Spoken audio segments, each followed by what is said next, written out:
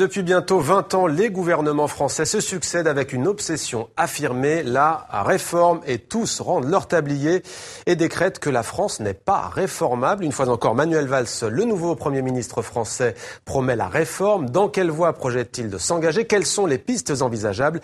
L'économiste Philippe Aghion, professeur à Harvard et un temps conseiller de François Hollande, lance un appel. Bienvenue à vous, Philippe Aghion. Merci d'être avec nous. Vous publiez ce livre coécrit avec Gilles Berset et Élie Cohen. Ça s'appelle « Changer de modèle, de nouvelles idées pour une nouvelle croissance ». C'est chez Odile Jacob. Alors, je crois savoir que vous êtes invité dès demain à l'Élysée avec les deux co-auteurs de ce livre. Vous allez déjeuner avec le président François Hollande. Qu'allez-vous lui dire ? Écoutez, on va lui dire que d'abord on a perdu du temps, on aurait dû dès le début en fait engager des réformes structurelles, c'est-à-dire une vraie réforme de l'État, également dynamiser le marché du travail, le marché des biens, et engager tout ça dès le début, parce que essayer de s'attaquer au déficit uniquement par des hausses d'impôts, ça crée vraiment de l'austérité, ça décourage la consommation et l'investissement, et le pari qui était celui de dire je veux faire des hausses d'impôts et la croissance va repartir automatiquement, c'est un pari qui a été perdu. Et maintenant, il faut vraiment s'y mettre. Alors, au-delà de savoir quelle est la bonne formule, la bonne méthode, on va en parler. Pourquoi est-ce que la France est aussi difficile à réformer? Pourquoi ça ne marche pas à chaque fois? Ça dure depuis des années, on le disait. Mais écoutez, l'idée du livre, c'est qu'en fait, c'est beaucoup dû aux représentations qu'ont les individus ou les organisations politiques et sociales des réalités économiques et de ce qu'il faudrait faire pour relancer la croissance. Beaucoup pensent, par exemple, que pour relancer l'économie, c'est surtout par la demande qu'on le fait. Or, dans une économie ouverte, si vous relancez la demande, la dépense publique, les gens iront dépenser sur des biens de meilleure qualité ou moins chers. Donc, il faut aussi s'attaquer au côté offre. On ne peut pas regarder que le côté demande. La demande, c'était vrai il y a quelques années. C'était vrai qu'on était une économie relativement fermée. Ouais. Autre idée, c'est que l'impôt n'a aucun effet sur la croissance. Par exemple, voilà, depuis 2 ans, on a augmenté énormément les impôts, trop, en pensant que ça n'aurait aucun effet négatif sur la croissance. C'est pas vrai. Ça a des effets négatifs sur la croissance. Par exemple, on pense que le SMIC est le principal instrument pour lutter contre la pauvreté. Mais il y a aussi la prime pour l'emploi et le RSA. Donc voilà, il y a un certain nombre d'idées qu'il faut remettre en cause. Et c'est ça à quoi nous appelons dans ce livre. Alors, vous avez conseillé François Hollande lorsqu'il s'est porté candidat à la présidence française. Comment jugez-vous sa politique à ce jour?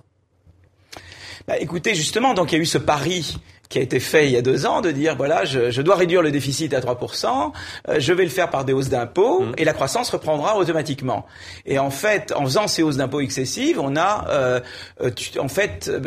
bridé la croissance, vous voyez, et donc on n'a pas pu vraiment tirer parti de la reprise qui a lieu, qu'on observe dans d'autres pays. Et donc ça, si vous voulez, c'était une erreur de diagnostic. Sauf qu'il y a aussi l'Europe, l'Union européenne, qui tense la France régulièrement pour son déficit. Alors que faire si on n'augmente pas les impôts ou puiser l'argent qui manque?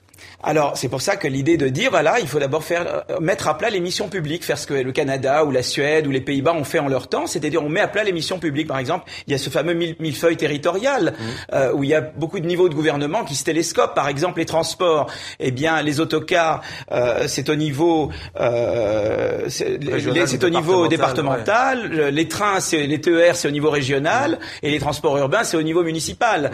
Et où Juppé vous explique que pour faire la ligne à grande vitesse, il y a 50 partenaires qui doivent se rencontrer tout le temps.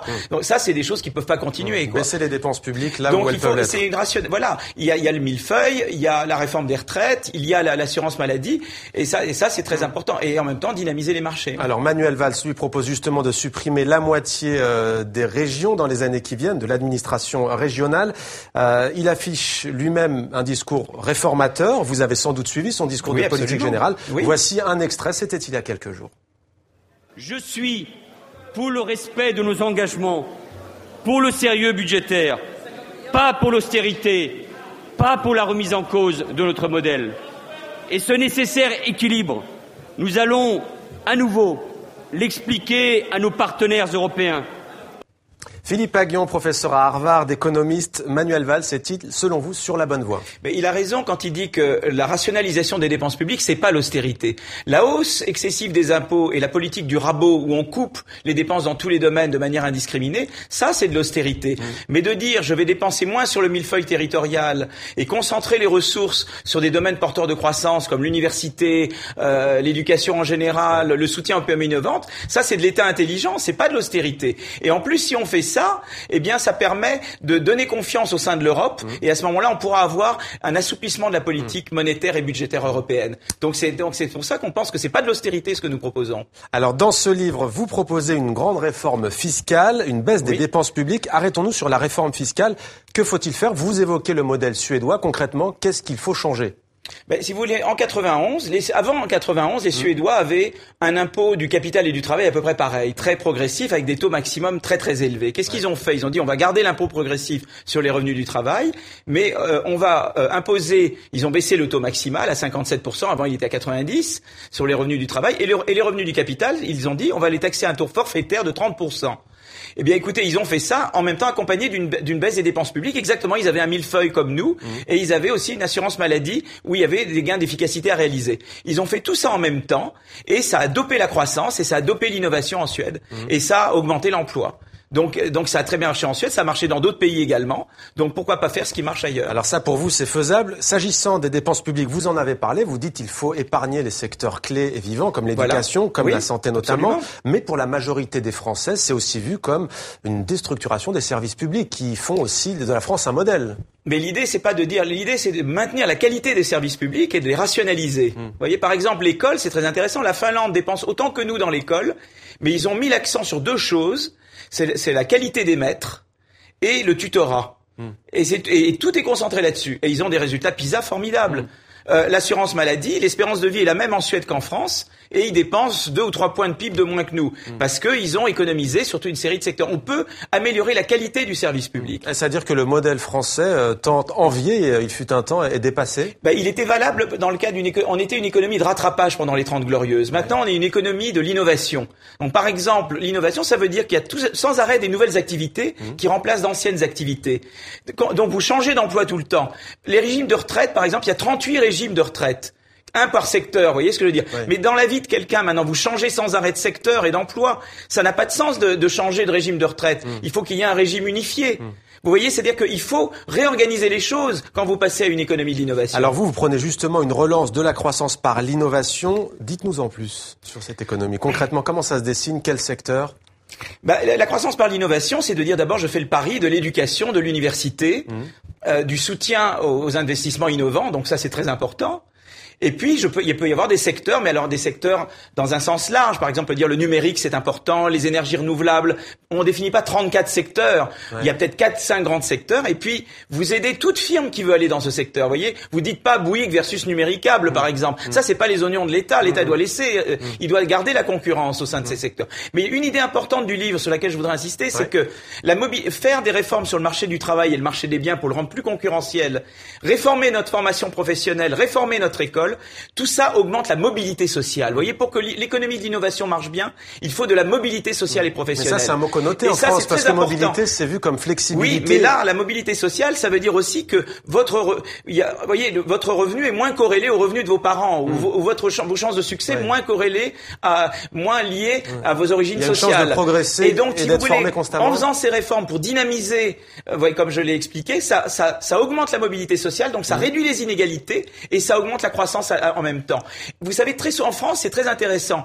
On a voulu s'attaquer aux inégalités uniquement par l'impôt, alors qu'il faut s'attaquer à la racine aux inégalités. Dès l'école, la formation professionnelle en France doit être complètement revue, pour que les gens puissent toujours se qualifier et aller de l'avant. Et on s'attaque pas à ces leviers essentiels de la mobilité sociale. On a gardé un système de sélection des élites qui est le plus inégalitaire de tous les pays de l'OCDE, et on ne corrige les effets de cette inégalité-là que par l'impôt, sans jamais s'attaquer au système de formation et de sélection des élites. Alors on a parlé de la Suède, le modèle ne réside-t-il pas aussi dans le système anglo-saxon avec plus d'entrepreneuriat, plus d'initiatives, mais là ça passe par plus d'éducation peut-être? Il faut une révolution culturelle, quasiment.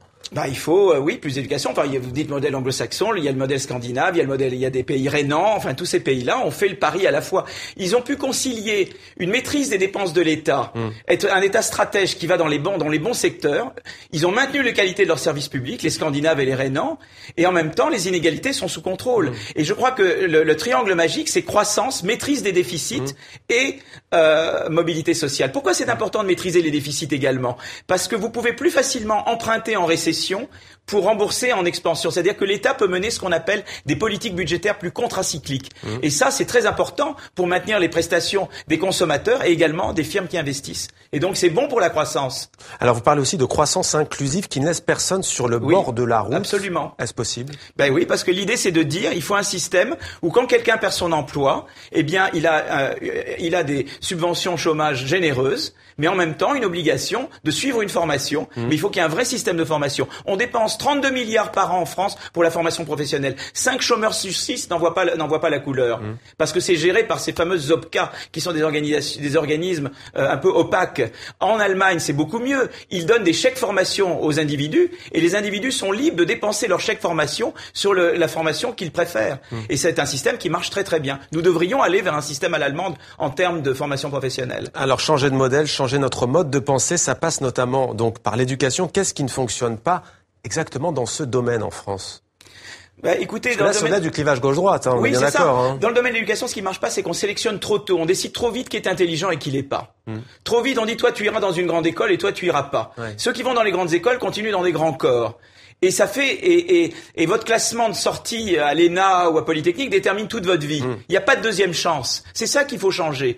Il faut qu'il y ait un système où d'abord personne vous n'avez toujours une deuxième chance. Vous voyez, vous pouvez toujours vous rattraper. Ça c'est très important. Nous on a un système où on décide trop tôt, on sélectionne trop tôt et après il n'y a plus de deuxième chance. Est-ce que le système politique français très clivé, gauche, droite, alternance depuis maintenant plus de 30 ans joue en défaveur de la France?